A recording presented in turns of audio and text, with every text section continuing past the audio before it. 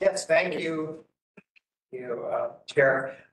So one thing I want to note is tonight's meeting is being held in a hybrid format. Thank you for joining us virtually, Ramesh and Alex. And it is being recorded, so I want to make sure that we're clear on that. And with that, I'd like to go ahead and start introductions around the room. And I will go, if I could start with you, Andy, that would be terrific. Yeah, Andy Haugen, District 4 Rep. George Marsh, Ag 1. Alan Jesse, Ag 2. Matt Plummer, one of the builder developer reps. Mike McKillop, District 3. Elaine Stewart, Environment 2. Mark Farah, the other builder developer rep. Stu Peterson, business. Diane Taniguchi Dennis, Clean Water Services. Terry Song, Business 1 and Chair. Mark Jockers, Chief of Staff here with Clean Water Services. Jody Newcomer, Technical. I want to go onto the screen now. Alex, could you introduce yourself, please? Evening, everyone. Alex Fan, District 1. And Ramesh? Morning from faraway India, Ramesh, District 2. Just want to apologize ahead of time if I stop video now and then to save on the bandwidth. Thank you. And Jerry? Hi, Jerry Linder, General Counsel for Clean Water Services. I'm going to go around for staff now. Stephanie Morrison, Clean Water Services. Victor Davis, Clean Water Services. Jack Young, Clean Water Services. Shannon Huggins, Clean Water Services. Adam Beard, Clean Water Services. And Joe Gall. Trucking. We acknowledge and accept that the summary of the March 8th, 2023. Have any corrections there? If they will accept those minutes. We have a member who's joined online. Yes.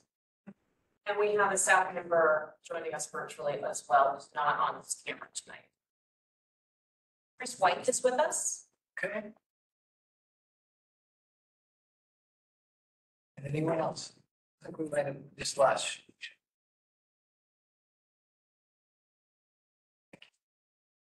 Okay, we'll move on to our first item, which is Budget 101, Kathy Leader. Commission action is just informational. Your phone?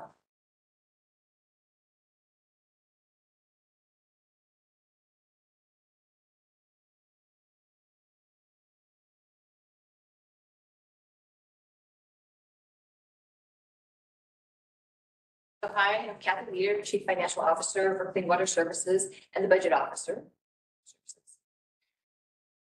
As you might remember, for the Budget Committee, it's made up of 5 CW's board members and then 5 citizen members that come from appointments from the CWAC. We have a few that are returning to the Budget Committee this year, some new ones on the Budget Committee, and there's new members in general. So Mark Jockers asked me to come and present and give just a general overview of the budget process for the group. Wanted to acknowledge that you have a diverse group and background of people on the CWAC committee with a lot of knowledge of clean water services, and we truly do value the input you bring to the Budget Committee.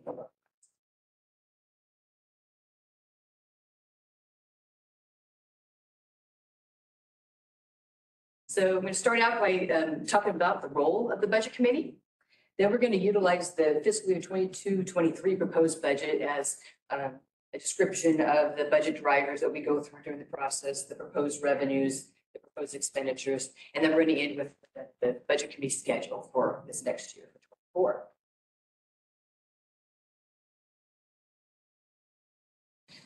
So Clean Water Services prepares their budget in compliance with the Oregon budget laws as part of the Oregon revised statutes. And so one of the first things you do for the committee is you elect a presiding officer, and that individual then leads the meeting for that day. You're going to receive the budget message from staff. You're going to have the opportunity to hear public comment, and then you're going to deliberate, and the end result is a motion to approve a budget expenditures for the year. In putting together the budget for 23, these were some of the challenges that we faced and had to integrate into our budget. Regulatory requirements. DEQ issued a new InPeds permit for us back in December of 2022. So this budget put in investments in innovation, in studies and asset replacement to continue to meet some of those permit requirements. We're also a growing region. The county is expected to add 90,000 people by 2030. So the budget was developed to invest in infrastructure and meet the increased demand for service.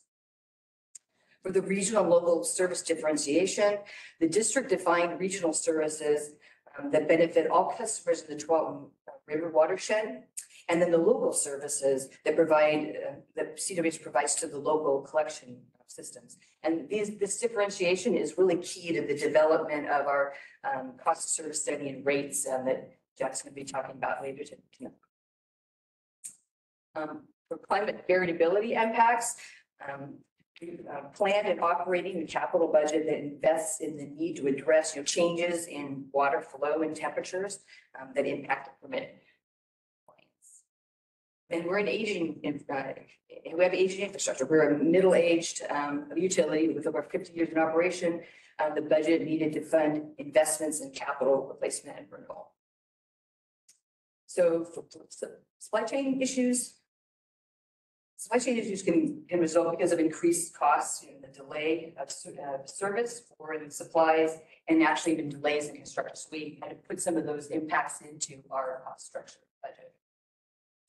And then change in our workforce. So back in 2022, we created a new leadership team to address planned retirements and key long-term positions that impact their knowledge leaving the organization. Just also faces challenges of recruiting and retaining staff in this competitive job market. So all these factors came into the budget that we developed in 2023, where we put our resources. So this graph does a really good visual job of showing how we utilize the sources and uses of budget dollars. So the current revenues of $204.8 million were used to provide operating and other outlays of $104.9 million, debt of $17.2 million, and our capital construction program at $97.5 million. So looking at revenues, so this slide is showing you actual revenues for 20 and 21 and budgeted revenues. Actually, now both budgeted revenues for 22 and 23. As you can see, the slide shows service charges are our single largest revenue source at $169.9 million or 83% of our total current revenues. That's followed by system development charges at $22.3 million, so roughly 11% of the current revenues. And then we have other sources like investment income at $5.5 million, Build America bond subsidy that reduces our debt service of $1.2 million, and some miscellaneous fees at 5.8 that includes things like just various small fees, grants, and contributions for developers on construction projects. So the district incorporates proposed rate increases during the budget adoption process. So in 23, we proposed a 4% rate increase for sanitary sewer and surface water management, regional and local fees. That added an estimated $2.29 per month to the typical residential combined bill. For sanitary STCs, they increased by $540 to $6,625 per equivalent dwelling unit, and that's based on an ENR index inflationary factor. And on the swim STC, it increased by $56 to $641 per service unit. So the district strives to keep rate increases reasonable and predictable. We prepare a 10-year financial forecast that balances planned operating capital and debt funding with planned rate increases. The goal is to alleviate the need for rate spiking and to promote predictability for the customer and revenue stability. Just show the relative predictable, reasonable rate increases. Our 10-year average combined rate increase is about 3.4%. So in line with inflation and cost of living. So this is showing you our rates with other comparable utilities. So for clean water services, our average combined sanitary sewer and stormwater rate charged total $60.06 per month for the average residential customer. So that combined rate is lower than our comparable cities of Vancouver, Salem, McMinnville, Lake Oswego, and Portland, even though the district provides a substantially higher level of wastewater treatment than most of the local, regional, and national providers of comparable services. So this is on the expenditure side. So once again, we have the actuals for fiscal year 20 and 21, and then the budget for 22, 23. The departmental expenses, that includes labor and benefits and materials and services. They totaled 96.3 million in the budget.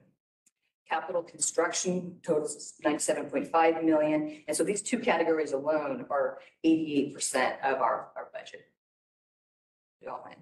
And just so you're aware, so that the district does prepare a 5-year capital improvement program, and based on master planning, and that capital component we budget in that year is the first year of that plan in any given year. So for debt service, we have 17.2 million expenditures, and our other outlays at 8.6, that includes utility bad debts. It includes franchise fees collected and remitted to the cities, equipment purchases, pass-through of local industrial flow and right-of-way fees to cities, and then any planned mid-year personnel adjustments. So this is just giving you a depiction of the 96.3 million operating, how it was distributed amongst the programs for the district. So you see WRD, that's the water resource recovery, and they had 26.7 million, or 27.6 million, excuse me. And then we have business services at 27.6 million, utility operations at 13 million, regulatory affairs at 7.9, natural system enhancement and stewardship at 7.8 million, enterprise asset and technical services at 6.5 million, and regional utility services at 5. So when we go into the budget committee meeting, there'll be then a breakout, and each of the individual programs come and talk about their key service delivery and drivers and capital investments in there. So you can hear from each of the departments.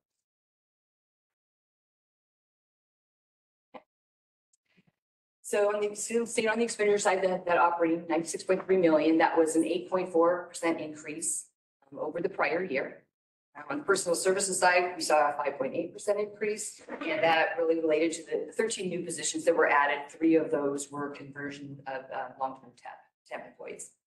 And on material and services, it was about a 12.9% increase. A couple of drivers in there. Software licensing costs increased, particularly when we brought on our new utility billing CIS system. We also had some contract and professional services increase as we started standing up new programs for the district in cultural equity and learning, in the strategy development and enterprise performance management group, and then in finance for the treasury service that came over from the county. And then we also did have an increase in operating costs to support expansion of the natural systems stewardship management sites. And of course, the cost increases also reflect some of the impacts of the inflation, supply chain, and regular finance issues. Okay, so that kind of gives you an overview of the key areas within the budget committee and proposal.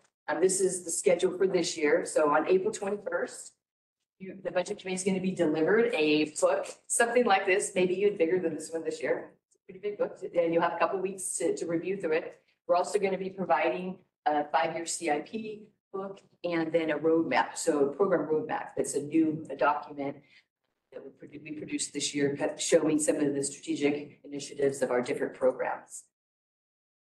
May 5th, the budget committee meeting is going to happen at the Washington County Public Services Building at 9 o'clock. And that will be a meeting that you will have there'll be public comment at that meeting, approving a budget document that then will go to the board on June 20th. They'll hold another public hearing for public comment and then adopt the budget for 23-24. And usually at that same meeting, we do the rates and charges update, and the approval of capital improvement plan. And sometimes we do have some budget transfer changes from the previous year. We have some areas where we need to move some contingency into different programs with unanticipated expenditures that happen during the year. So we're just gonna with that. That's my. Are there any questions anybody might have? Sense? Okay. Go, you want to go first? Okay, I have two questions. The first one is looking at the debt service. And for your capital improvement and your debt service, do you have to go out for capital bond approvals? And is the debt service the service on those bonds? Yes, so we have, so the majority of it is revenue bond for capital construction, but we also have a pension bond that we issued back in 2004 to pay our liability, and reduce down our employer pension rates. Okay. My other question is, that seemed like a kind of remarkable increase for the new sanitary hookups in that one category. So are you talking the SDC? Where was that? It was your sanitary system development charge. Yeah. Yeah. Went from 540 to 60. No, sorry, that was the increase. So it was originally. Oh, it increased by 540, yeah. So it was over 6,000 initially. Okay. And so the SDC is right now. Yeah, no, That's why I asked. No. So we increased those based on the ENR index. Consider average, the average. The ENR index. What does that stand for? Engineering news record. Oh, okay. Yeah. It reflects the construction inflation. Business services was a large part of the budget. Give me examples of those. Yeah. So during that budget year, we had Office of the CEO, Finance and Accounting, Digital Solutions, HR, Government Affairs, Public Affairs, Legal, RAD, Regulatory. Affairs, yeah. It's essentially all of the programs that support the. So make a comment here.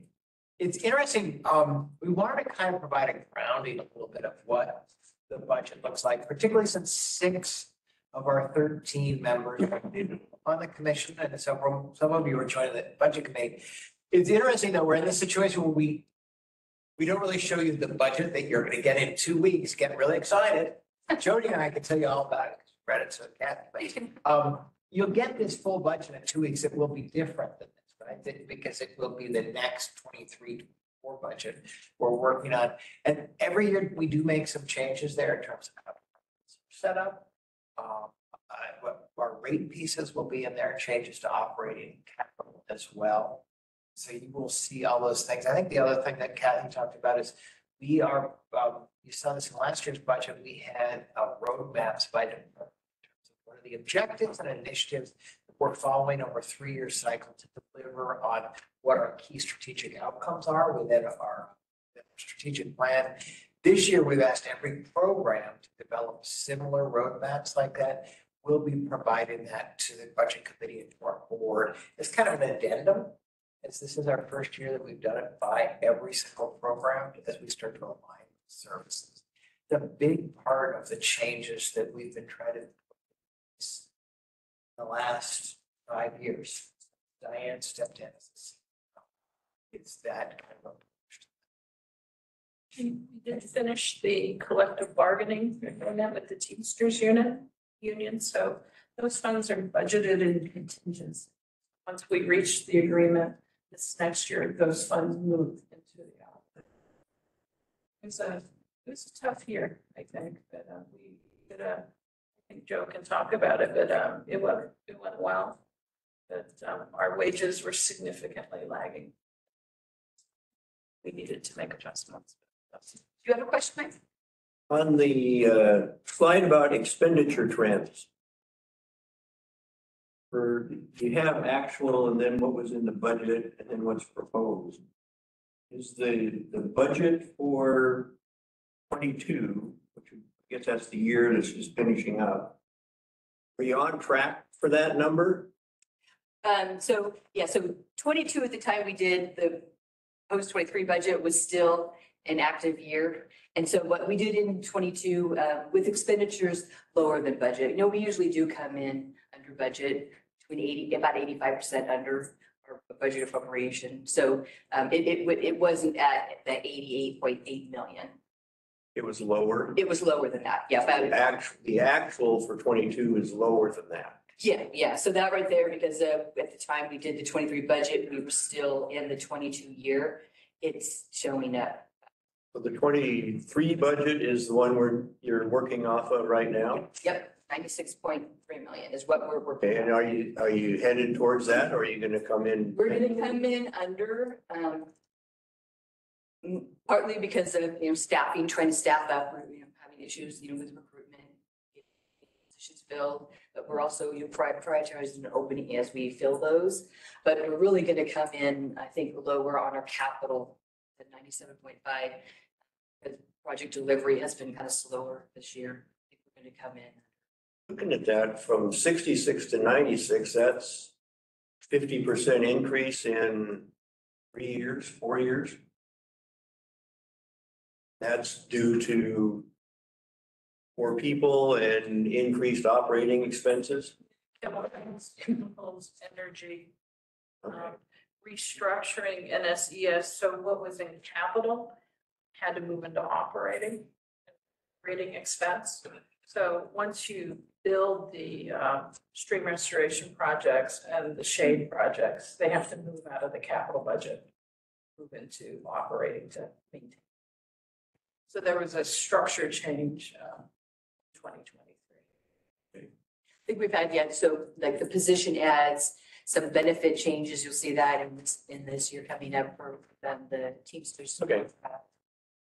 And on the next slide, the donity one, where is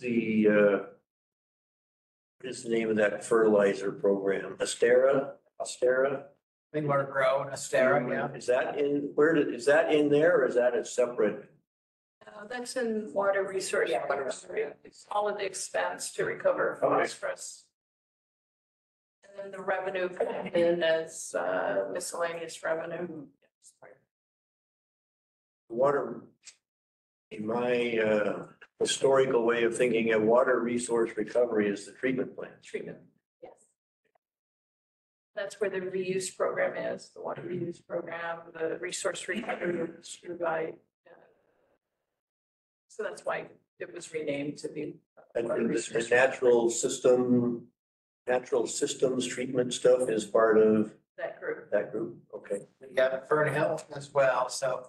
I mean, that vernacular from resource recovery is really about, and this is, we'll see this if you're able to join us on the 22nd of April, which I'll be to plug for momentarily too, but we bring in all this wastewater, used water treatment plant.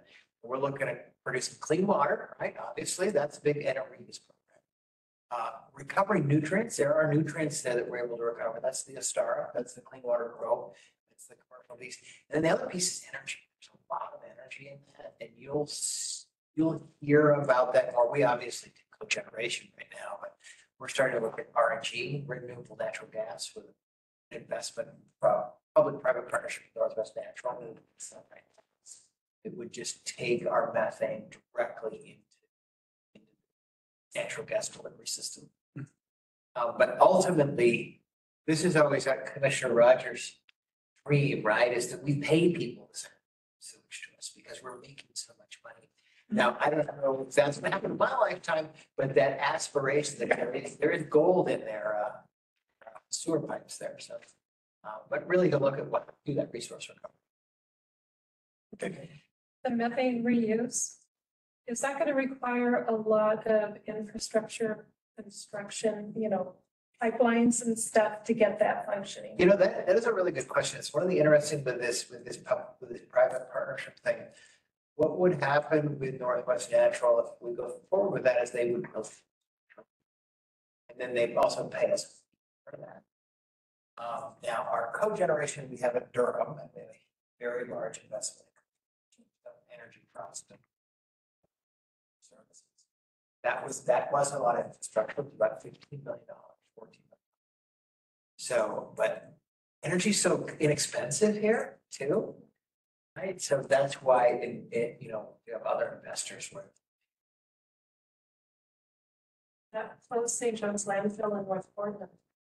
And Where's the methane recovery, the system was built and operated by Ash Grove Cement Company. Oh, yeah. Yeah, so So they built it, they did that.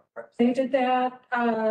It just finally, the methane recovery got small enough that they mothballed it and metal. Took the infrastructure down. It looks like we have a question from Ramesh. It's been out there for a Oh, while. yes, thank you. No, not a problem. Being a newbie, I'm still trying to digest some of the categories and numbers. But I had two quick questions on understanding how your process works. So the first one is about the succession plan. You had an item about the personal expenses, and there are going to be some expenses to backfill some of the retirement folks. So my question to you on that is, when you plan these succession plans, do you use like internal candidates to kind of create a bench and train them up rather than hire new external ones to some of those positions?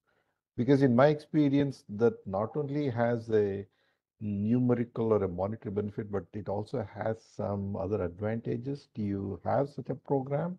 Do you use them?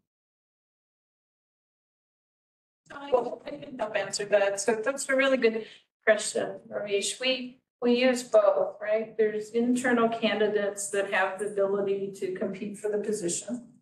We have external candidates also. So it's really a balance of when you need to bring external views into the organization as well as provide with opportunities. So clean water services, a lot of industries are suffering from the exodus of the baby boomers. So right now we're at the peak wave of our baby boomers leaving public service and bringing in the newer generation, right? So the millennials are now coming into leadership roles. Stack back there, right? They're becoming leaders of organizations, and the newer generation is coming in through the door. So you can really see through Clean Water Services the march of the generations, and it's huge. And the competition for people is really tough out there right now.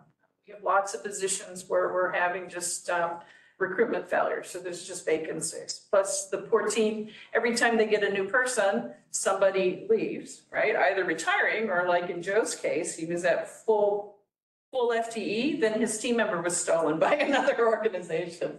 So, and we, for our team members to move on, that's a good thing. We support that, right? Especially because it was a pretty significant promotion to become a public works director, I understand. Oh, great, thanks. I think I understand. Maybe we can talk offline, or I can share some experience later on that. But let me switch to my second question. So when you spoke about your operating and outlay expenses, it was a significant part of your budget. I was wondering how you account for unplanned expenses that come under these two categories. Do you have some idea of what part of it was planned ahead and some of it that was not planned? For example, the Westlaw Water District has a main break that they didn't expect. So Yes. So what you see for 23 in the 96.3 million, those are in our budget and our planned expenditures. But we put contingency in at roughly 25 to 30 million in Fund 101 to help with those unplanned things. So that what's occur. been the experience? Do you use up all the unplanned, or No. you don't use them? No, the transfers we do lately have been for chemical, because we've had some increases in costs in chemical experience. And then we strategically did not put money in the budget related to negotiations.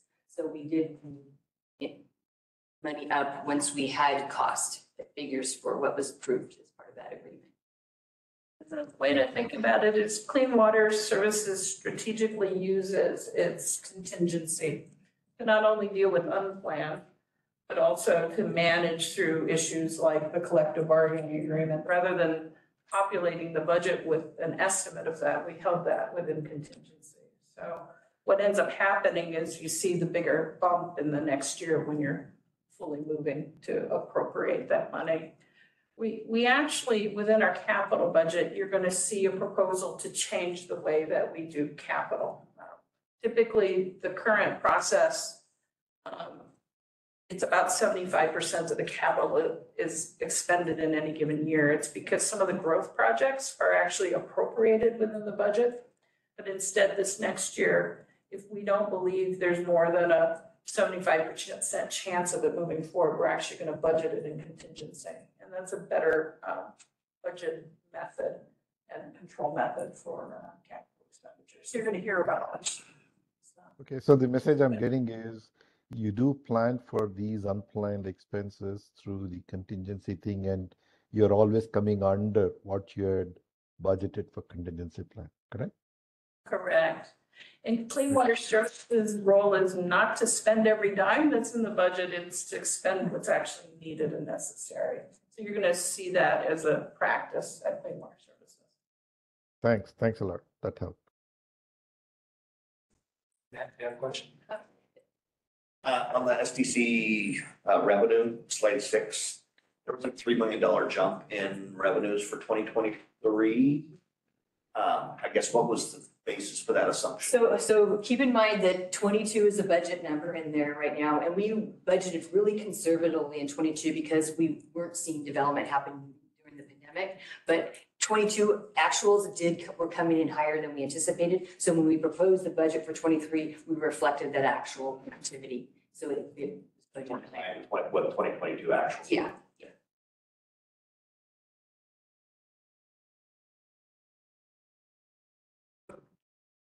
The budget gets handed out to those on the budget committee, and then the first time we talk about it is at the budget hearing in a public meeting where we're taking public comment. Yeah, but we will, so the same day we distribute the budget to the budget committee, it's going to be available on our website for any. Right. So I'm curious, what's the expectation of what should happen that day? Is it to hear public comments and hopefully from staff point of view, rubber stamp? Or is there a desire to have anything change coming out of that session that day from what was delivered? Well, obviously, we appreciate when public and give public comment. We don't have a lot of it. We haven't experienced a lot of that. We'll see, because this will be one of the few, once again, virtual, so we may have more activity from the public. But yeah, so we usually, the public comment, so the public comment, we usually have two options. One first thing for people that just show up and don't want to sit through the whole meeting. And then one at the end, once the staff have presented and people have had asked questions and there's a chance for public comment. We've never had a change to the budget from public comment. We have met with individuals that have shown up and addressed their questions that came to us after the meeting, their issues. But we have not had a change in the budget. But the budget committee can. They have the right to amend the budget and approve that.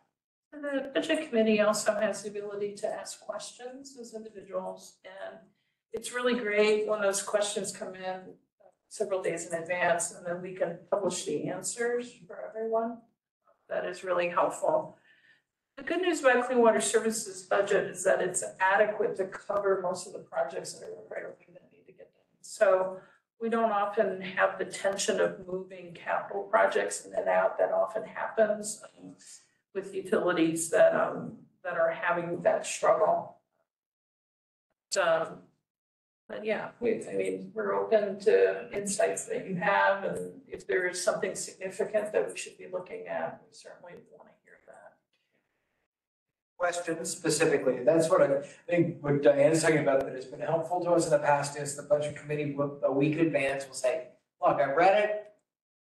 What do you mean with the SDCs are 10% higher than were last year? Why is that? Trying to address some of those things that you see. The other thing is it's not a hearing, it's a budget committee meeting. The hearing, which is much more formalized, actually occur on the 20th of June. That's when the board actually holds a hearing to adopt the budget and the rates. What the budget committee's job really is to do is to go through that budget and make a recommendation or adoption to the board, or make a recommendation to the board to hold a public hearing. And this year it's interesting because we're meeting the public services in the auditorium where I know you've been to, where the board meets. And I think the way they're going to set up for virtuals, I think you will all be on the dais.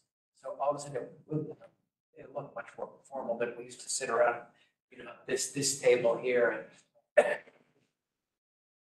It's better when it's here. Yeah. Better when it's here. There's an expectation that our board has set that that it's a virtual meeting. And this is the thing that's come out of the pandemic, right? Is we can't do that. Can't do it here. It's much easier. Oh, I see. Services building. I see. It's all set. It's all the TV production stuff. Yeah, that's how. Until we build the studio, the capital budget includes a television. Budget committee wants. Two other changes that you're gonna get this year. So you're gonna get the budget. Kathy and the team are gonna produce a document on the capital improvement program early, so you can get a draft of that. So you get to see that. So you can see the descriptions of the projects that we're investing in. I think that's a great innovation. And then the third thing you're gonna get is a copy of the roadmaps for the departments and the programs. And I think that's where CWAC can really add a lot of wisdom there, because that's where we're investing staff time and the money at the district. And I think this process of working with CWAC and the board will help even realign the future. So, Diane, not having been through this before, the roadmaps, I'm really interested in that. Do you anticipate it's going to be fairly straightforward to crosswalk if I have the roadmap here and the budget here? Or is it an evolving process? I don't know that you'll be able to crosswalk an initiative with the actual place in the budget. But that's an interesting question that we can think about, because programmatically, the programs are set up to accomplish that. Yeah, and I mean, just looking at natural systems, it's going to be in capital and operation. Correct. Yes, kind of. Yeah. So their projects are the ones that they're working on, right? It's in the capital budget. And then on the operating side, it's the projects that they're managing throughout the watershed.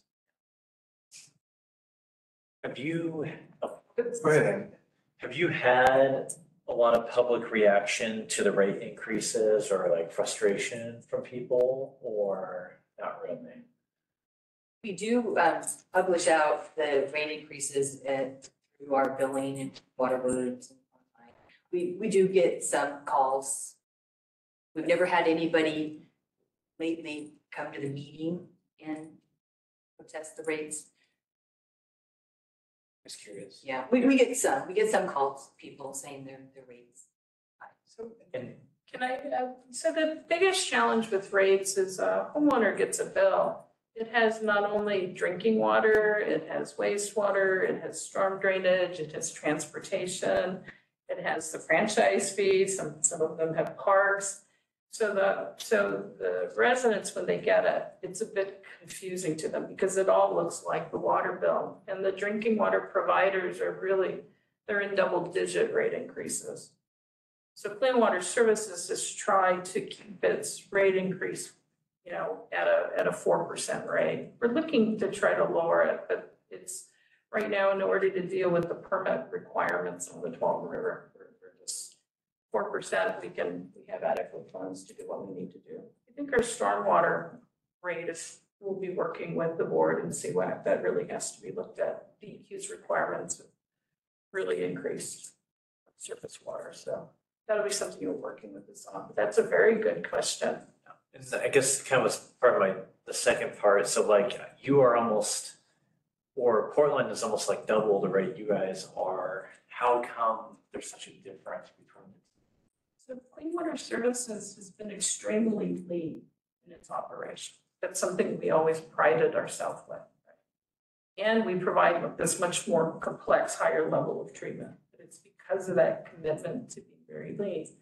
But that also has its flip side. Now that we're going through the whole rush of the baby boomer exodus and the need to compete for talent, we're having to make sure we're not as lean as we are, because there are more things that we need to do than we have hands to do. So we're going to see a budget proposal where we stay within the 4% of adequate funds, but we're increasing our operating expenses over the long run.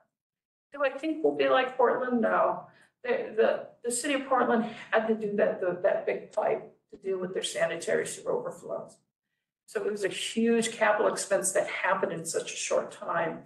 We're trying to project out the expense so we can be building the rate base that we need to be able to service that point into the future.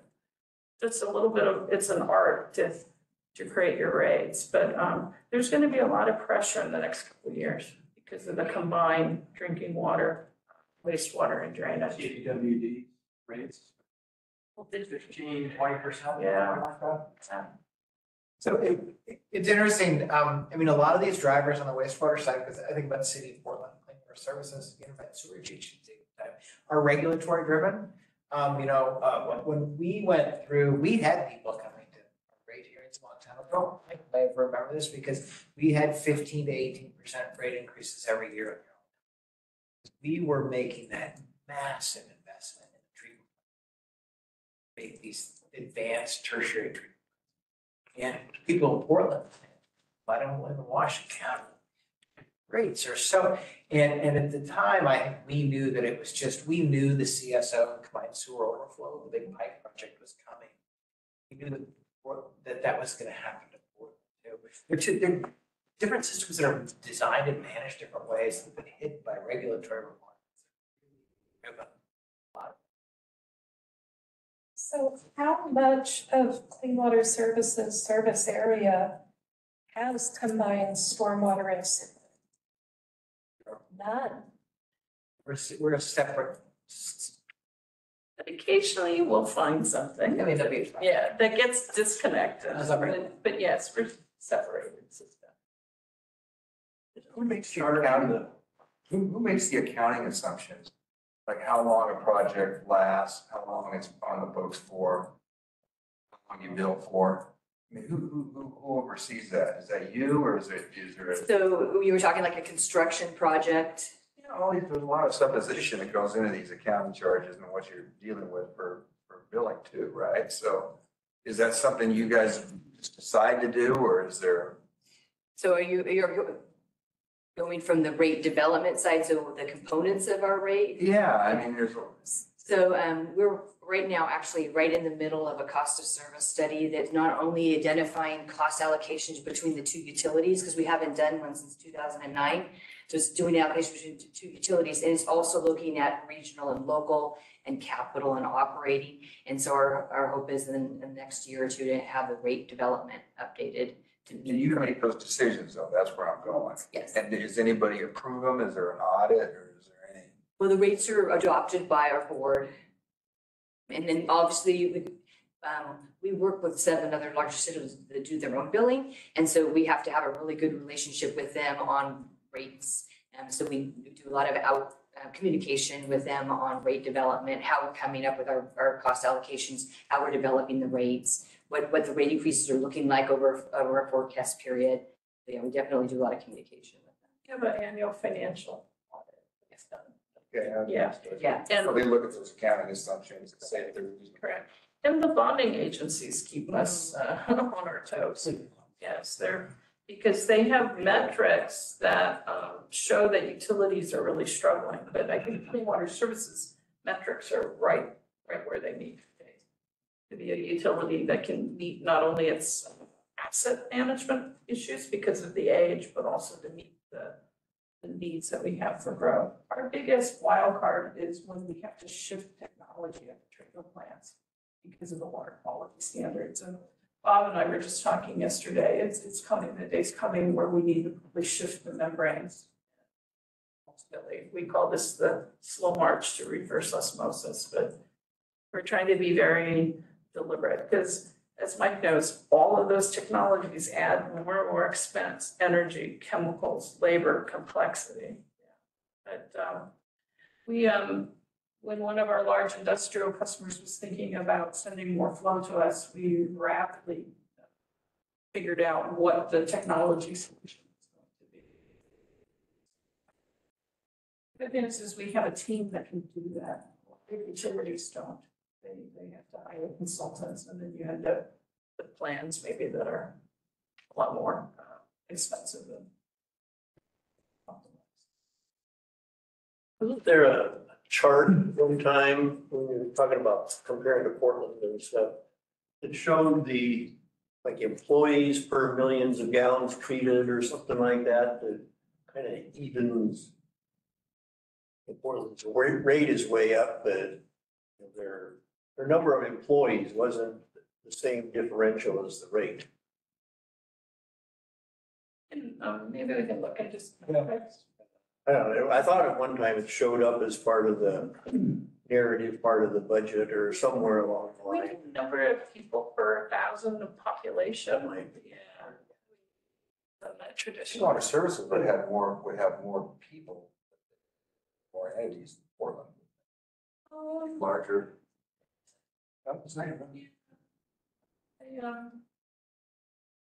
Yeah, our treatment plants are automated in many respects, but it does take operators to respond because there's power grid disruption and all of that, but yeah, so we've been lean for a long time. I want to be clear on your question. The population served by Clean Water Services and by the City of Portland are about the same. City of Portland might be a little bigger than Assessment right now. Similar service. I would think with Intel, yeah, that a lot more to play in the City of Portland. That's because they don't, other than Swan Island, a few other locations, they don't have the kind of manufacturing output that you do in Washington County. Their flows are a lot bigger than ours, their treatment plant flows, but they go to the Columbia River. So the Columbia River's requirements are what they call secondary standards, whereas because we go to the Tualatin River, it's the conditions are just ratcheting. And rightfully so. It's a very small, slow, sensitive river that we're trying to protect. We have a lot of flow that's growing. So it's that constant balance. You're the main source of the flow, right? Yeah, we are. Yeah, I was gonna say, Yeah. Columbia's got a lot of help. Yeah. It's a really great question. Okay. Any other further questions? Thank you, Kathy. Thank you. We're gonna sit on our doorstep waiting for our package. Yes. Oh, get excited. Okay, next up, we have the cost of service study project update, Jack Biden. And again, our CWAC action is informational.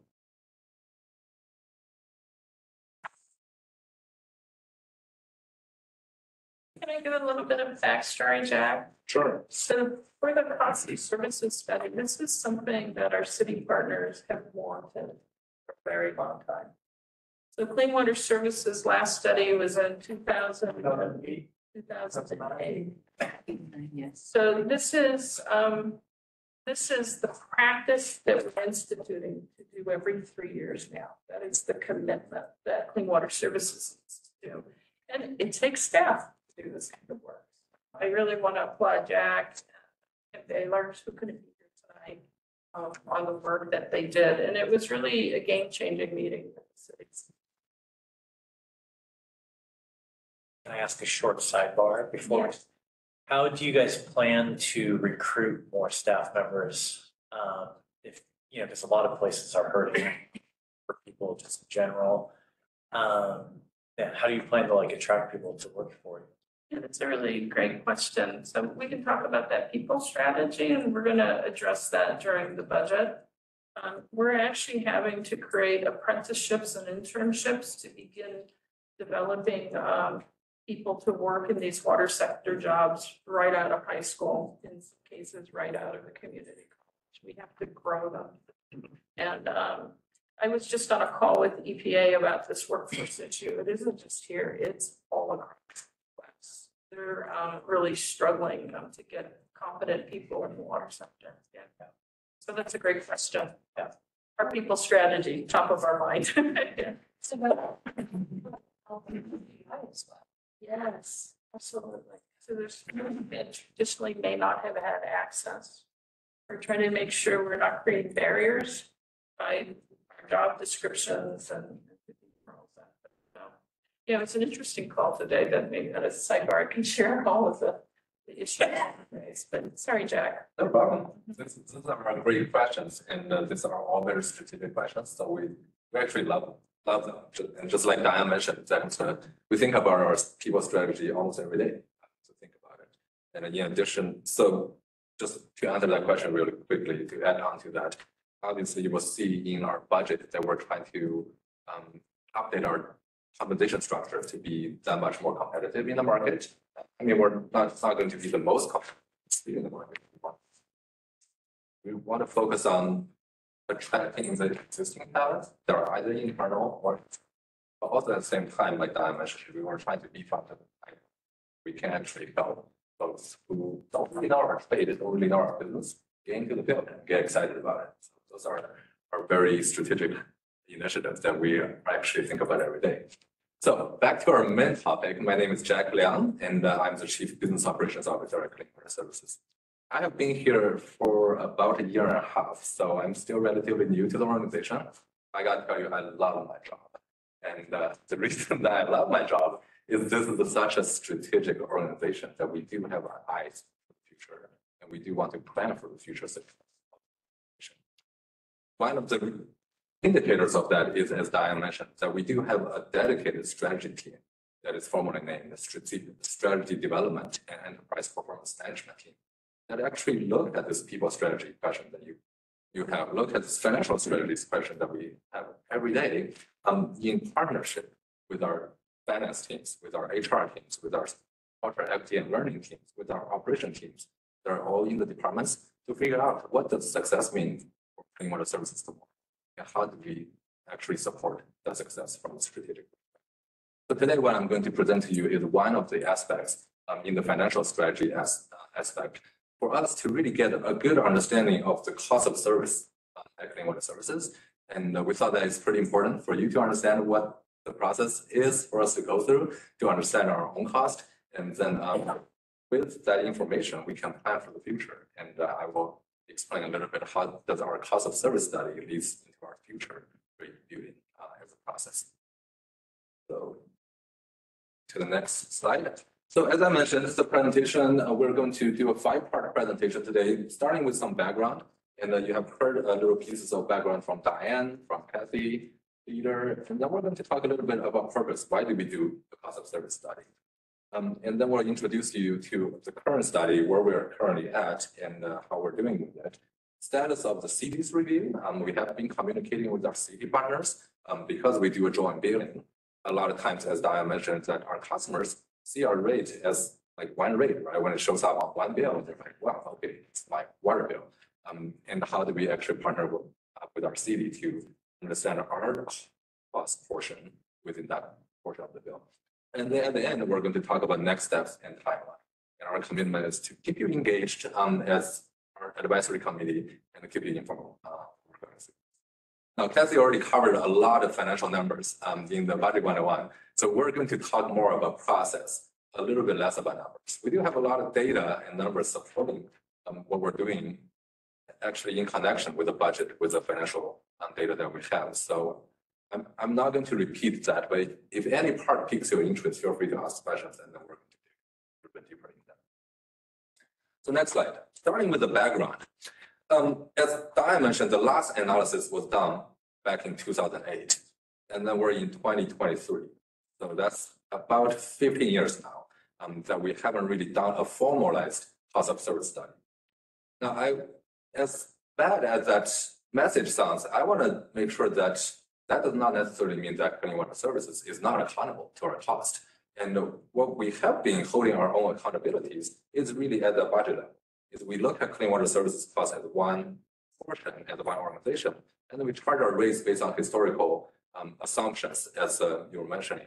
And then we felt that our business hasn't really changed very much, so the historical assumption should still stand. And I'll share later in the part that based on our current study, we're not too far off. So that means that assumption is still very valid. And if you recall, before COVID and before this last few years, the world actually changed at a much slower speed than what we're experiencing right now. And in this last few years, we're seeing a lot of changes with inflation, technology advancements, the social need, the community need that we need to pursue. The changes are faster. So we're committed to a more frequent cost of service study going forward. But the last time that when we done it was back in 2008. So the results were implemented to shape our current rate structure that lasted all this time, and that we have been working with the CD and our partners. And before we dive into more details, we have to understand that we have a couple of different rates. And some of you who are CWAC veterans or CWS veterans, you're familiar with this already. But for the benefit of folks that are new to us, we have a regional rate. And what the regional rate that we charge for is the regional services that we provide to the entire service area of clean water services. That includes our treatment plant, that includes our what do we call our branches, the bigger pipes. Interceptors, like all the bigger infrastructure system where it's really serving a regional function.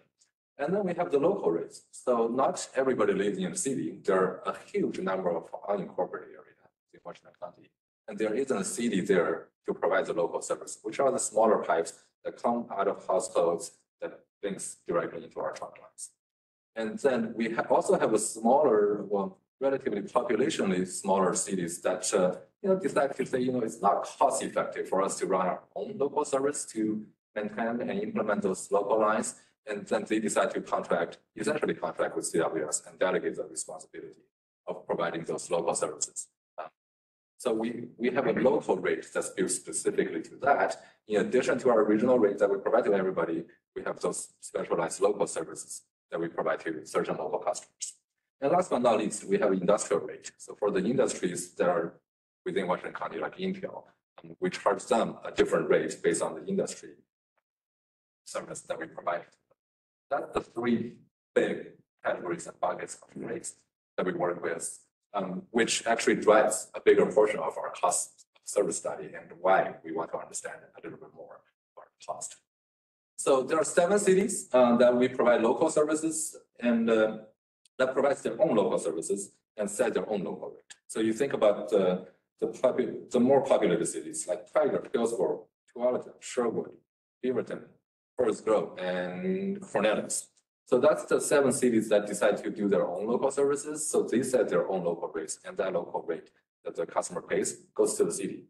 And then on top of that, we have our regional rates because their flow come to us through the city infrastructure.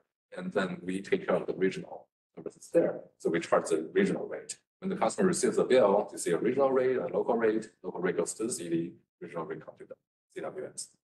And then we have 4 cities that we are providing those services for in addition to the unincorporated area. And that's North Plain, King City, Durham, and Banks. So in those cities where we are actually we're kind of sort of full service, right? We do the regional service, do the local service. So when the customer sees the regional rate, sees the local rate, they'll come to clean water services as part of the cost of the service. And then the smaller service cities, they do charge a franchise fee for accounts within the city service areas, and that's part of the agreement. And then the purpose of the study. So I don't know how obvious it is. Why do we want to understand our costs better? And there are a couple of different reasons. The number one reason is an evaluation of our current cost structure and how that relates to the service. So we charge a regional rate, we charge a local rate, we charge a sanitary sewer rate, and we charge a stormwater management rate. So are those all still reflective of the service that we provide?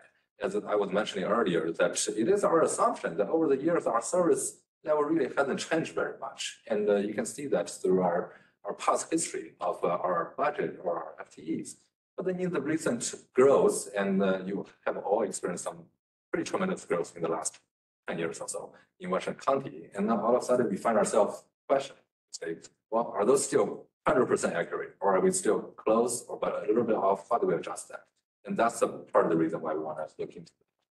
So that's the primary driver of instead of clean water services cost inflation, how do we give that up to say how much cost do we dedicate to sanitary sewer services? How much of the cost that both our people and our material services are dedicated to stormwater management services? And then in another aspect, still the same pot, how much of that service are actually dedicated to the regional services, and how much of that service are actually dedicated to local services?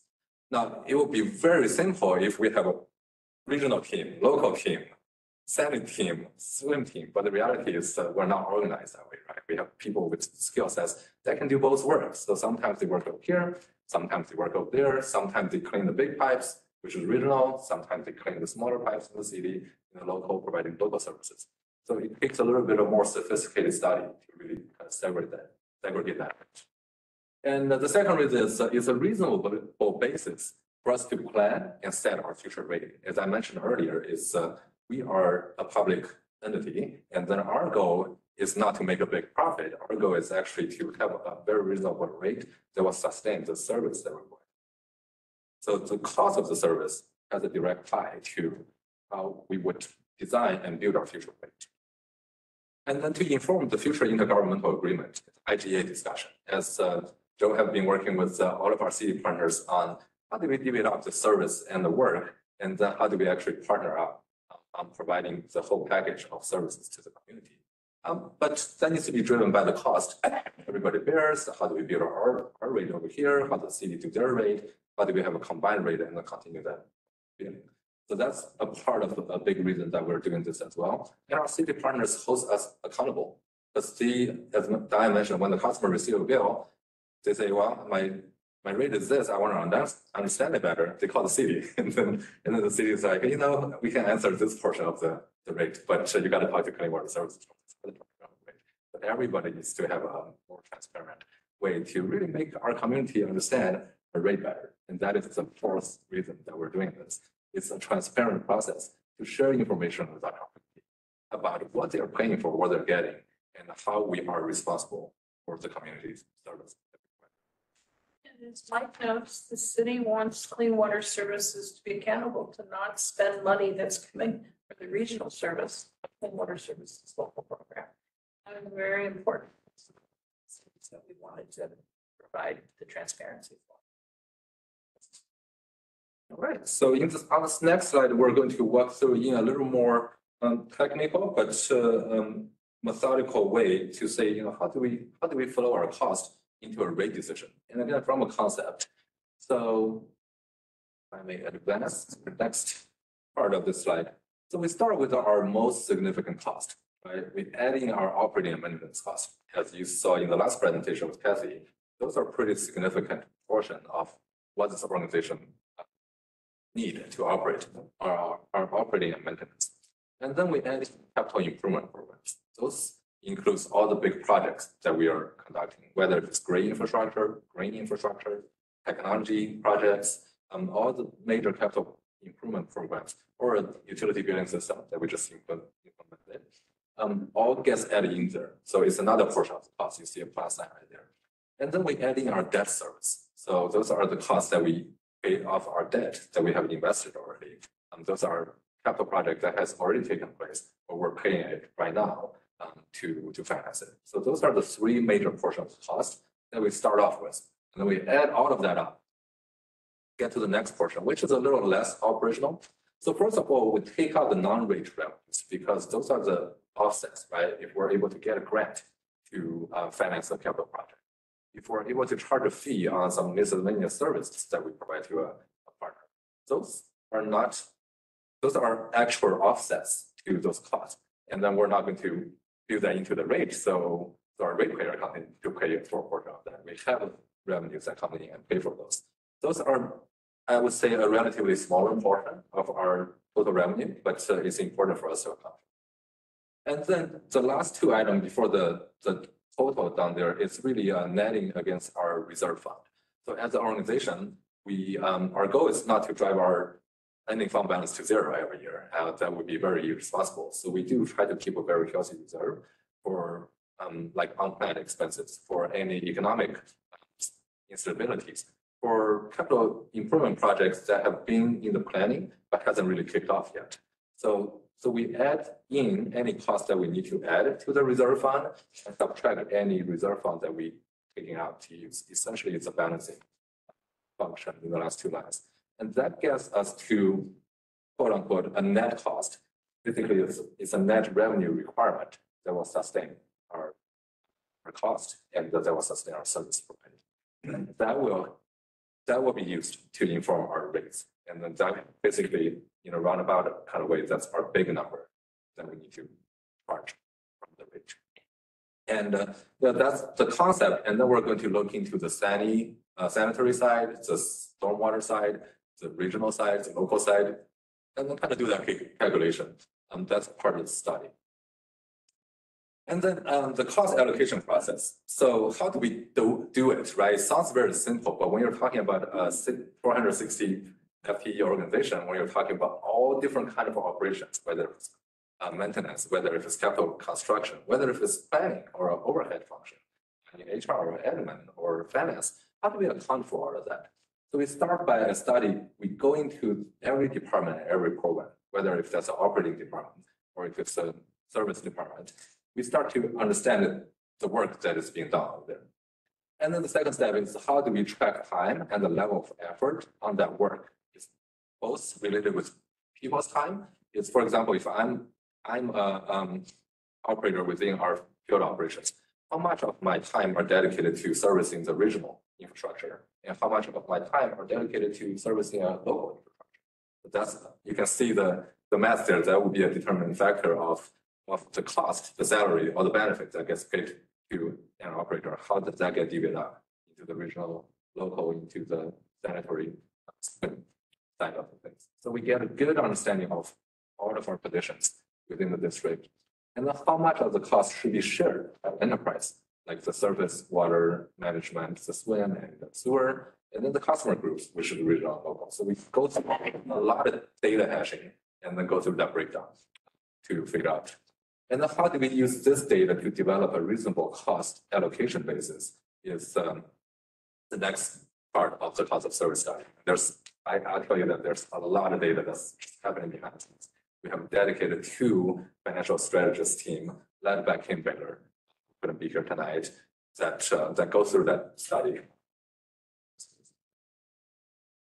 The Clean Water Services has maintenance management systems in both field operations and the treatment plant. What that means is they're work order based. So we know which line they worked on, when they worked on it, and is it local or is it regional? Treatment plant is the same. They know what work order was electrical, mechanical, instrumentation and control, and which plant was it at. So we know that we brought up those systems for the last probably 15 years, and now we have an actual system in which we have the data set. So this isn't estimates, this is actual work that's being done. There are a certain level of estimates, like with the very reasonableness. There are times when we have a project manager, they are managing a number of different projects. We don't try to track their time to the minute or the second. We make a very reasonable assumption and estimate to say how much of their time are dedicated to regional project, how much of their time are dedicated. But they're still a little bit of estimate, but they allocate their time on their timesheets. They do, yes. So status of a cost of service study, and then the cost allocation review has been done. So we're finished with the operating cost study. We're finished with capital improvement cost study. We're finished with the debt service cost study. We actually connected with the city partners on some of this.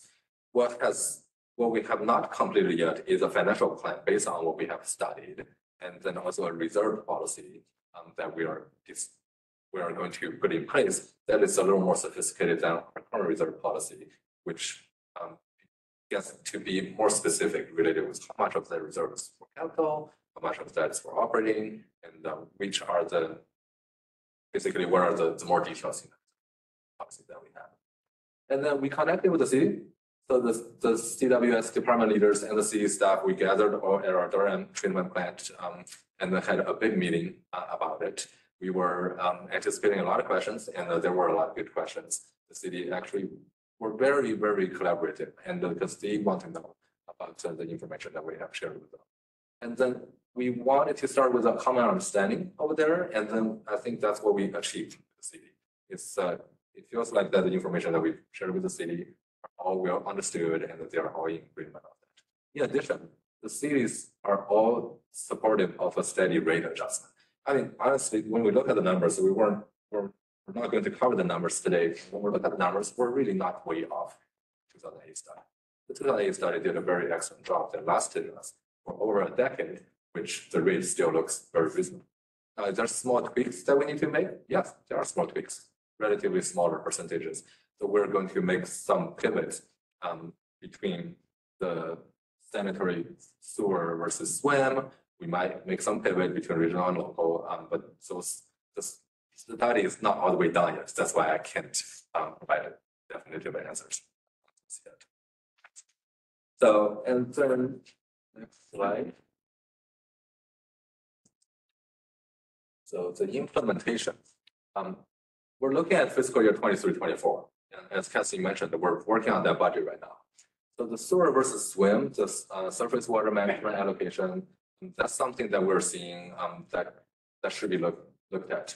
And based on the study, honestly, the result is we're seeing an escalation of the cost, a small escalation of the cost on the swim side, the surface water management, compared to the sanitary sewer side. We may be adjusting our revenue coming in based on that a little bit. A rate increase, as you have heard, we are building that for our existing financial plan, and that is our existing financial plan pre this cost of service study. That is our the forecast that we continue to maintain with a stable 4% increase in our rate. So we're staying on that course until that we get to a better result from the cost of service study, and then we make our structure from that. FY 24-25 regional versus local, and that's really where we will have some solid answers there, and then we're going to fully reflect the cost of service study result from that, and then the rate increase per updated financial plan will be from that. As I mentioned earlier, that we at Clean Water Services do not believe in huge swings on rate increases or decreases, so we are committed to take incremental and committed to take kind of a stepped approach, even if we need to place some cash outs on some adjustments. Next, I think. I don't know why the clicker is not my friend tonight. So talking about the timeline, and these are the things that are still yet to do. And then we have a draft cost of service allocation report, as I have mentioned, and that in the fall, the board reviewed in December, and then January, that's when we shared it with the city. The next step that we're hoping to achieve is that reserve fund policy, as I mentioned, that we want it to be a little more sophisticated, that is a little more descriptive of what we're reserving that fund. And the hope for that to be completed is May of 2023, and then we'll have that reviewed by the board by fall, and then reviewed by the city by the fall, and answer any questions from there. The data collection for the additional financial plan, we can only work with historical data, right? So we were working with historical data, and then we're going to collect newer data and then reflect that into our June of 2023 update of the cost of services study. And then the board, it's basically just an update, so the board wouldn't review. Hoping to complete a city review right around that time as well. And the financial plan, so basically this is our new, hopefully our new and upgraded financial plan that is incorporating with the cost of service studies from that. And then we're hoping to complete that by the summer of 2023, and then have the board and city review happen in the fall. Last but not least is to complete the cost of service study and then update our rates, which will help inform the 24-25 rate. And then we're hoping to finish that by the fall, have that ready for review by the winter of 23-24 timeline, and then just in time to build the 24-25 budget using the result of that to inform the rate. Now, because we're running into some resource issues, I have to say that is our best estimate of the timeline. And if the timeline ever changes, I see that there might be some possibilities of that. We'll keep you informed and keep you updated on our on that. I believe that's my last slide, and I'd be happy to answer any questions. Yeah, it might be interesting. Some of you might love diving into the detail. So we do have a website that has probably, I don't know, 30 or 40 spreadsheets that does the very detailed cost analysis. So maybe we can talk with Mark. We gave the board and all the cities access. I think it'd be great to see why. What I'm seeing with these numbers, I don't see any spikes in rates. See, we could be pretty steady at 4%. I'm looking for the bend of the curve where we can break that down, but we're not quite there yet. It's going to depend on the next round. It's pretty critical because that is the transition to a different technology. So it's making sure we're saving the money to be able to do that transition. We also just did the natural hazards plan that you all saw. So we need to make sure that Clean Water Services has adequate reserves. And in case we have, maybe not the big subduction zone or type, but just an earthquake that we need to cover from, that we have adequate funds to secure ourselves. But the message I want to leave you with is all of this detailed work is showing me that we're still very robust. My biggest issue is really with the stormwater side, because I've just seen this trajectory for more compliance. So that's something we're going to have to forecast. So it's building the rate while we're doing the planning that we need. But that's going to be the biggest challenge here. We're trying to make sure we're using all strategies, right? Doing nature-based solutions with gray infrastructure and green infrastructure. We're not overly burdening the upland because we want to make sure that the creeks have the resilience that they need. Manage the issue. It's getting a lot more complicated. The variability of water flowing from drought to flooding. So, I wish we had pipes that could stretch. But there's pipes that can stretch. But yeah, so storms and things. It looks like you're not trying to do the method where you identify all your pipes and then do depreciation and return on investment and all that stuff. We will when we do the SDCs. Yeah, because it's a disaster. I know. But Kathy talks about her fixed asset register, and under GASB, she's got to get that straight. But it depends on how you can. Don't try to make it so complicated that you live next to the pump station and you live like 12 miles away from the pump station, and if you're served by a pump station, you're served by a pump station. Yeah, no, we're not going to do that where you have differential rates based on surface levels. But no, we the regional rate is spread equally across the region. Then the other one is, it seemed to me from before, the big questions and the big arguments were not so much about maintenance and capital and that, but it's your time and her time.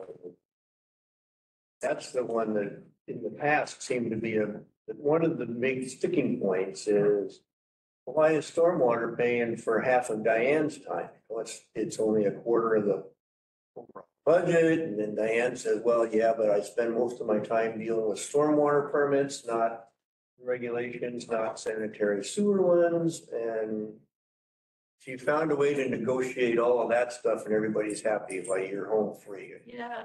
That's my take on it. Yeah, they saw the cost and how it was distributing, so they felt comfortable about distributing the overhead. So we're getting the budget structured. Kathy's gonna go, la, la, la. We probably need an internal services fund that's actually automating the allocations, but that's probably 3 years away. Yeah, but yeah, we're the city. Well, you can get to the point where you can make it so complicated and so costly that it just bogs down. You got people spending like 3 hours a day filling out timesheets instead of doing work. Exactly. And you need to keep that as one of your main things to where you're not spending more than 5 minutes a day on time. We're trying to be pragmatic and straightforward. That's always Clean Water Services way, right?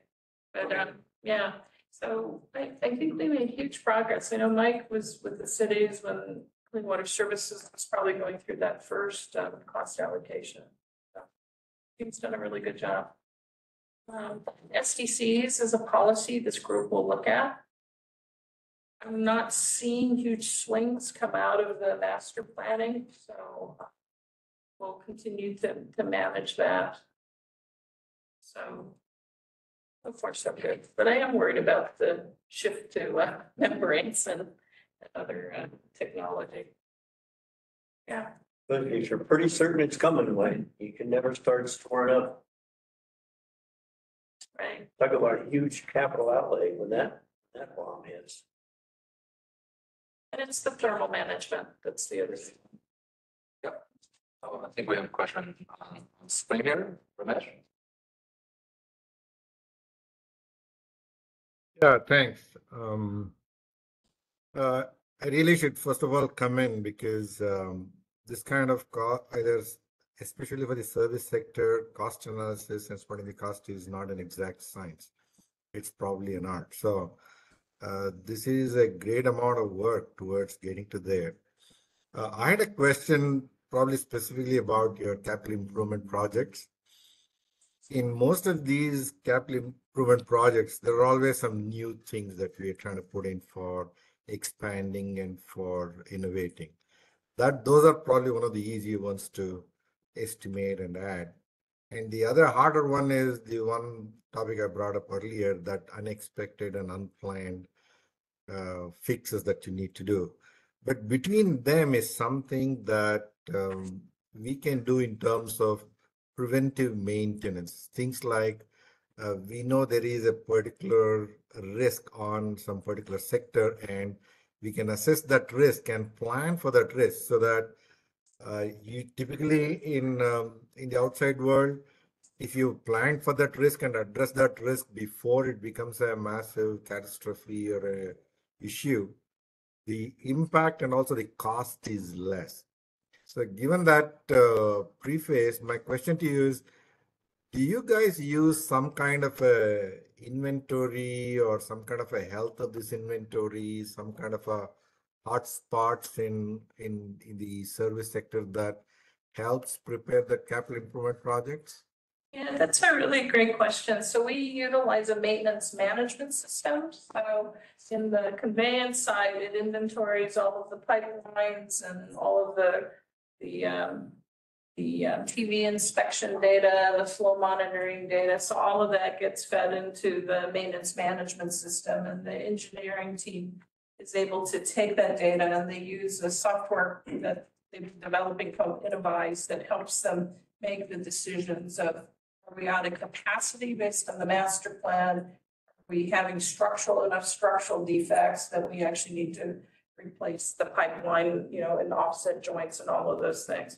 So the treatment plant has the same thing. So they have a maintenance management system that looks at all of the, whether it's a mechanical system, an electrical system, also down to the valve level, because we're finding now, being 53 years old, our valves are failing at the treatment plant. So they're coming up with systems, asset. So you hear a lot about our asset management program that's based on condition. And we have a Fund 106, Kathy, where we actually allocate money to be able to do that repair and replacement rehab.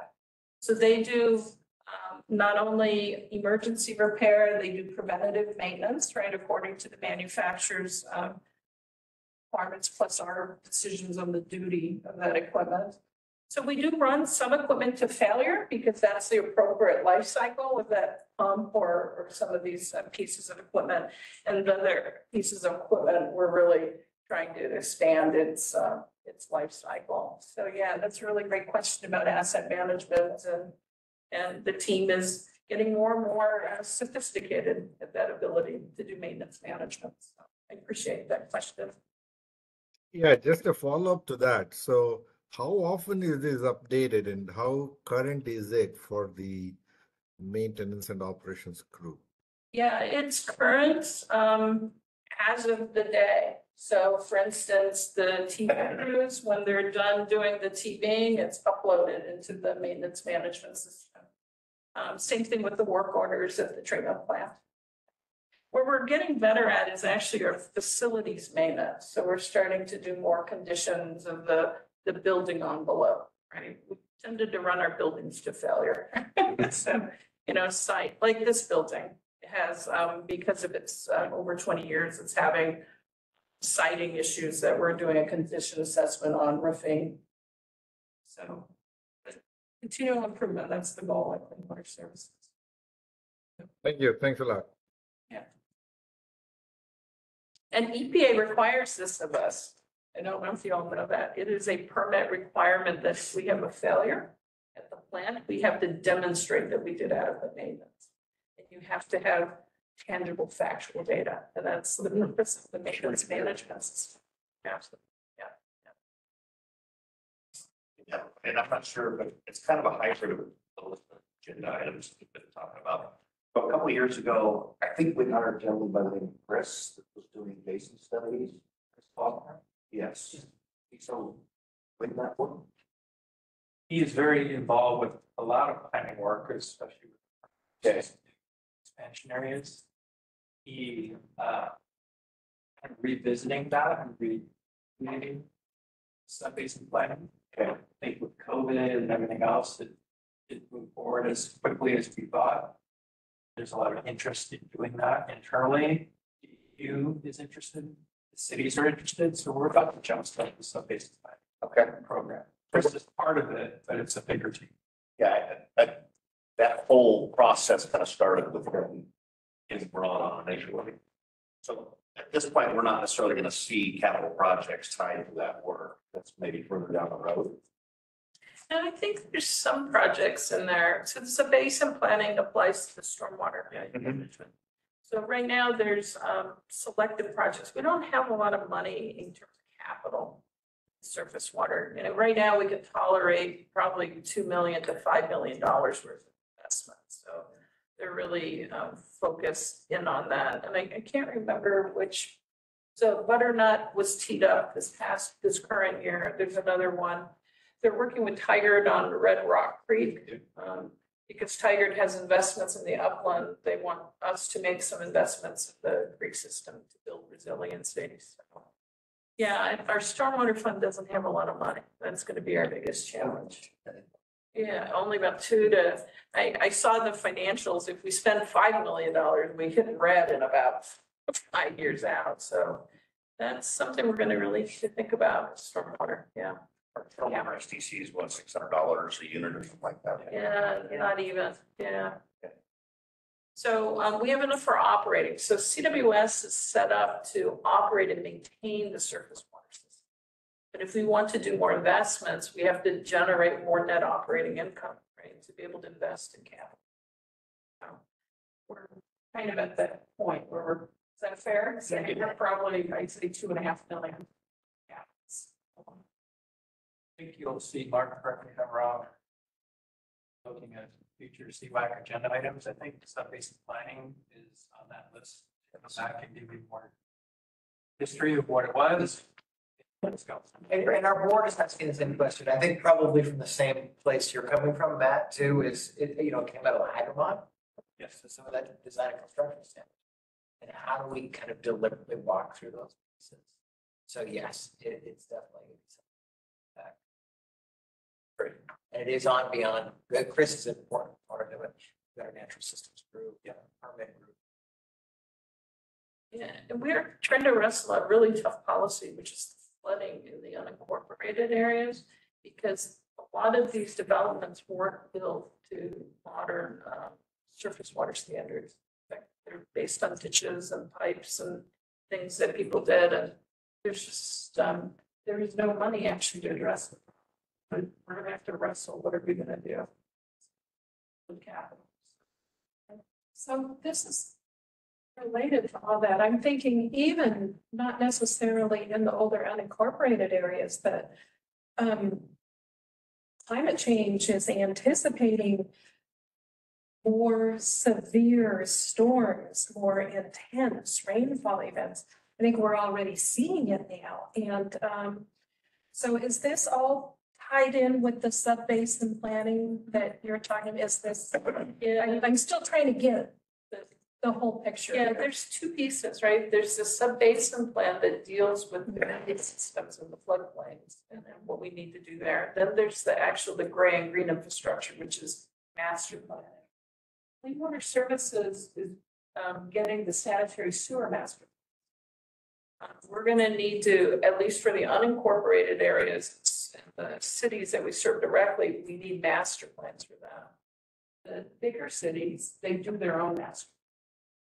And you're involved though, right? Correct. We're involved. Correct, we're involved. So the stretchy pipe thing, the way we do it is in our detention facilities, we put technology in it so we can see the rain coming. So we can drain it, we can let the creek system manage it. And then when the big storm hits, we store as much as we can. So we only have a few of those, but that's going to be technology in the future that we're going to have to forecast, and it's like traffic control. Drops. Find ways to intercept and disperse and diffuse those effects. Yeah, and we have to get more sophisticated at monitoring the river itself. So it literally is traffic control for one. The future. So all great stuff. The Clean Water Services team is very excited to find optimal ways to do this. So. Where would be a good example of automated follow-up work? Oh, so we have a remote RTC site. The Bethany area. Bethany area. Yeah. Really, I'll show you, it's really interesting. This, Okay. it's kind of, Is it Hosper, the Hosper Farm project? or- I don't know. I've been out there. I just don't know those sites that well. I don't know if other Yeah, let me check it out. Yeah, it sees rain shadows, and then it has a valve on the end of the detention, right? So it knows when to store and when to release. Kind of cool. Yeah. That has a regulated release as well? Yeah, it's a valve. Yeah. Control valve. I wouldn't compare it to traffic, because in traffic, today is the best day of the rest of your life. It's all we can work. Don't use that traffic analogy. But it is like, it's like air traffic control. Well, yeah. That's kind of what Elaine was talking about, is where we know we're going to see more and more severe weather patterns. Yeah. We actually have a full climate action plan working on to address that. It's tough. It's rain. Yeah, we're getting flooding in areas that we usually get. We're getting flooding in areas that we don't really anticipate because of that. It's cloudburst. Midwest rain. Intensity of the sheet flow in areas is just, I haven't seen it before. Midwest, it's like you're in the Midwest. It is, yeah. Fascinating. All right. Thank you, Jack. Thank you, Chair Song. Thank you. Okay, next up, Mark. CWAC housekeeping. Yeah. So thank you all for responding to the survey Stephanie sent out. That's very helpful. You know, we want to check in to see what works for you in terms of delivery of the agenda, meeting, calendar invites, if any dietary needs or anything like that. So I really appreciate it. The two things that we walked away with, we are going to move forward with, is we're going to go ahead and send calendar invites to you, whether you use Google or you use Outlook or you use nothing. But most people wanted to do that. We'll continue to send the meeting reminders via email with a PDF of the meeting attachment. You get an electronic version of this. And then our plan is not to mail, but to have a printed version. We'll probably, not for everybody, but have a half dozen printed versions. We'll see it. I think we're just seeing that there were not a lot of people that wanted mailed stuff, or they could pick up the information here. If that's okay with people. If you do want something mailed, absolutely, we could drop one in the mail. But years ago, I think between the interested persons and CWAC, this was many years we're probably doing 50 of these packets. I think we could be in a situation where people, if it's 3 packets, maybe it's 0. So thank you. If you do want that mail to you, sir, talk to Stephanie, otherwise we'll have here a certain number. Any questions on that? Okay, good. Stephanie, do we have any public attending? No members of the public. That's nice. Members of the public? 2 announcements. Okay, so that's me again. One thing that I want to remind you all of is we will be hosting something called the Clean Water Services Essentials training on Saturday morning, April 22nd.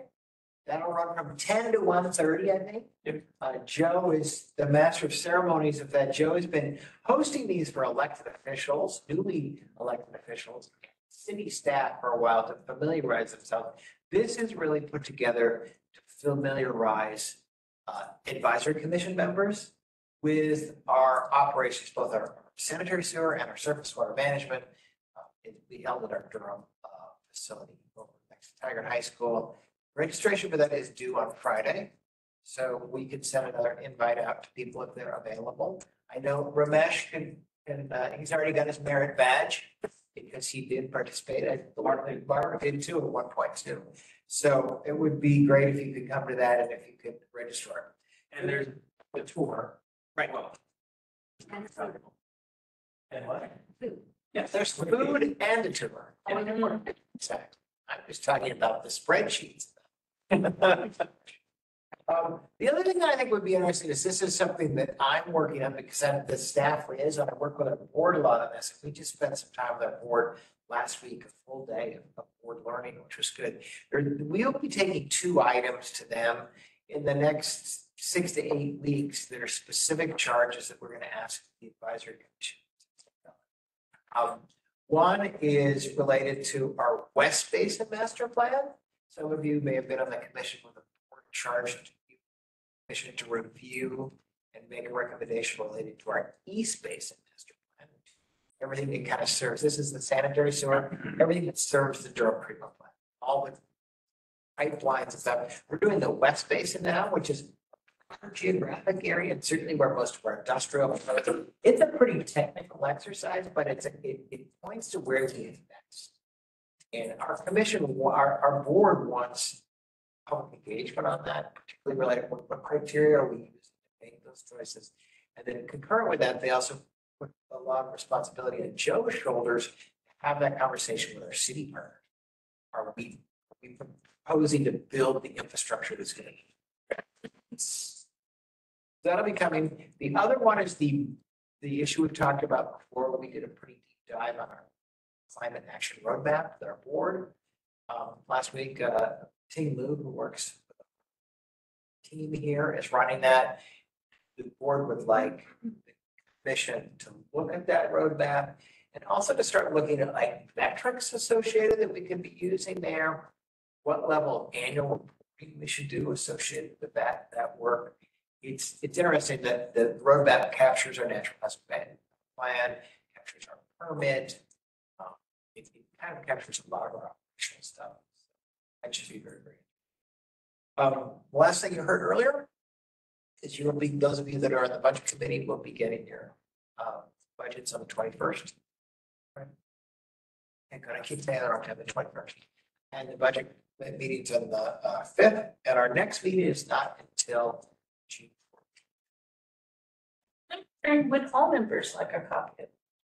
Yeah, we'd be happy to I provide. think we can do that. I think it might be interesting to everybody.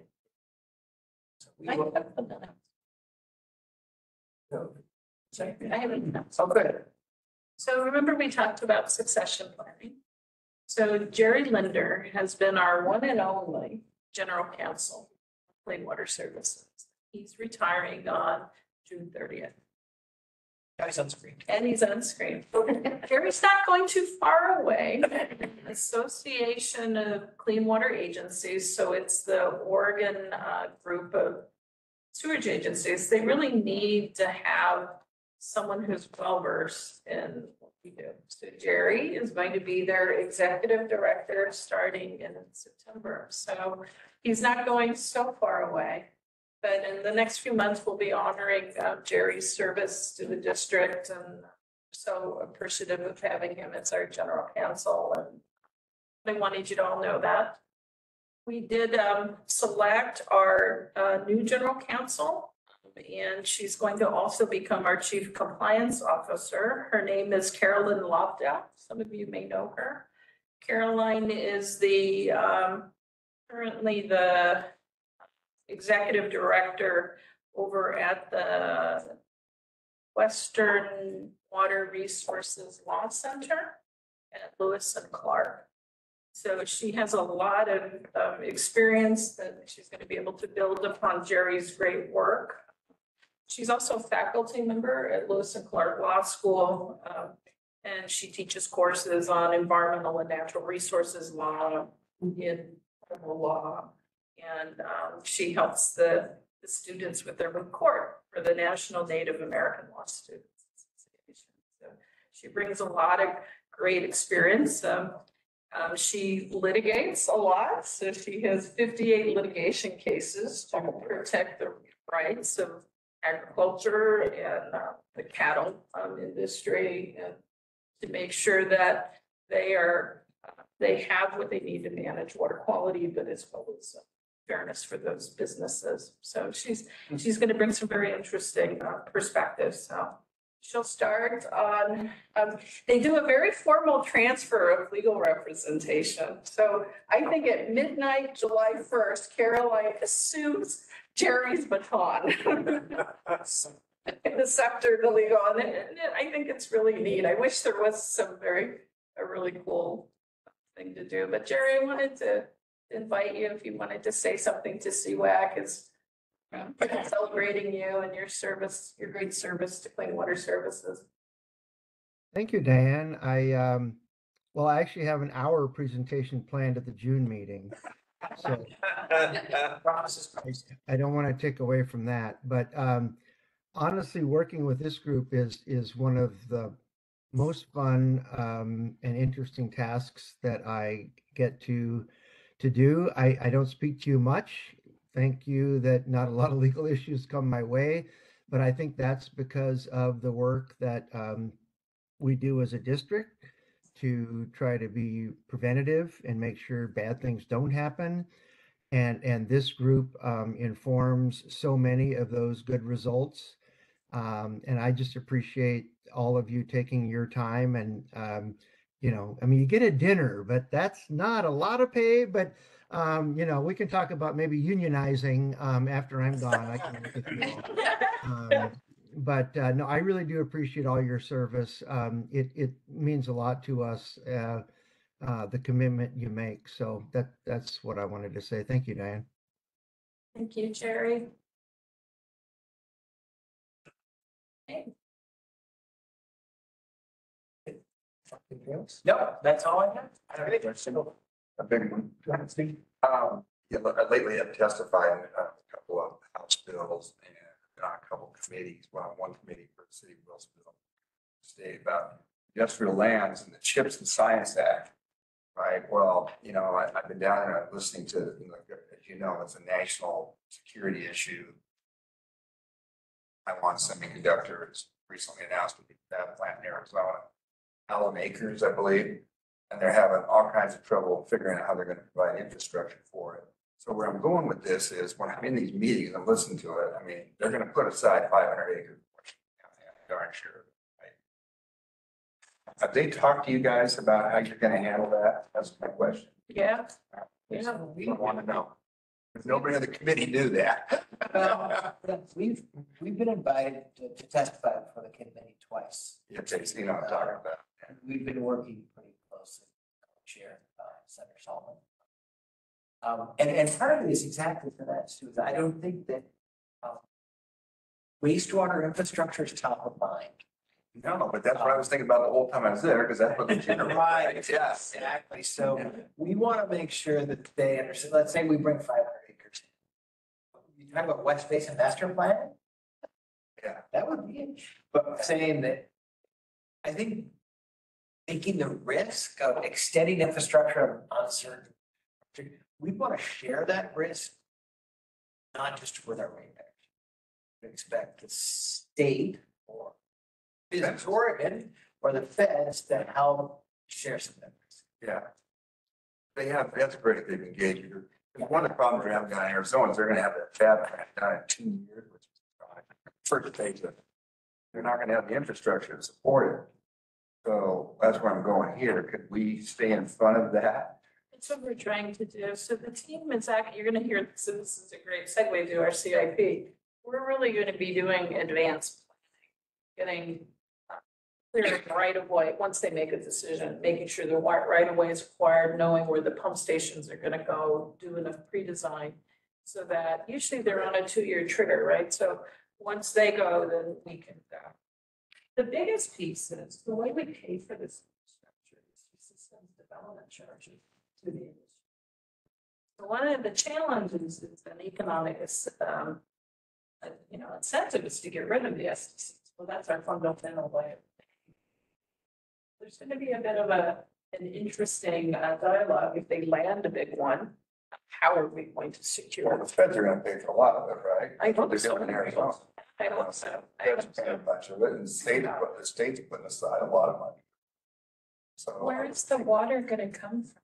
Drinking water? So the drinking water will come from the water supply project. So in 2026, they should bring that whole Willamette supply up. That's the big pipe that you're seeing. So you're putting it everywhere. It's 6 foot everywhere. So our big is a Tualatin solar application. Yeah, so they're getting from Willamette. It's Willamette Supply Project. That Tualatin Valley Water District and Water Commission. Are you talking about the discharge? No, I'm talking about the input, the water going to drinking water. Yeah. You're not the wall. No, It's gonna be industrial use in the water though, because it's coming from the Willamette Water. there's water hungry industry. So EVWD and the Joint Water Commission invested in the water. That's one of the reasons.